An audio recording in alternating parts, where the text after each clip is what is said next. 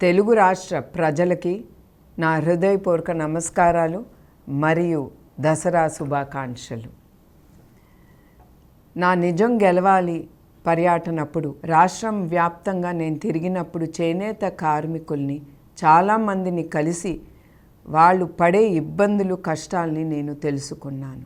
చేనేత వస్త్రాలు మన తెలుగు రాష్ట్రాల్లో మంగళగిరి, వెంకటగిరి, ఉప్పాడ, పోచంపల్లి, సిరిసిల్ల, గద్వాల్, ఖాదీ ప్రసిద్ధి చెందినవి. నూలు సేకరించినప్పుడు బట్ట నేసే వరకు ఆ కార్మికుడు పడే కష్టాలు, ఇబ్బందులు ఎన్నో. అతను ఆరోగ్యం కూడా లెక్క పెట్టకుండా ఆ బ్లీచింగు, యాసిడ్ మధ్యన నుంచుని అతను బట్ట నేస్తున్నారంటే మనం అందరం ఒకటే ఆలోచించాలి. వాళ్ళు పడే ఆ కష్టం వాళ్ళ బిడ్డల కోసం, వాళ్ళ కుటుంబం కోసం, వాళ్ళు ముందుకెళ్ళటానికి వాళ్ళు అన్ని ఇబ్బందులు ఎదుర్కొని బట్ట నేస్తున్నారు. అందుకే మన అందరం ఆ చేనేత కార్మికులు వాళ్ళు పట్టే నూలు పోగుతో వాళ్ళు అద్భుతాలని సృష్టిస్తున్నారు.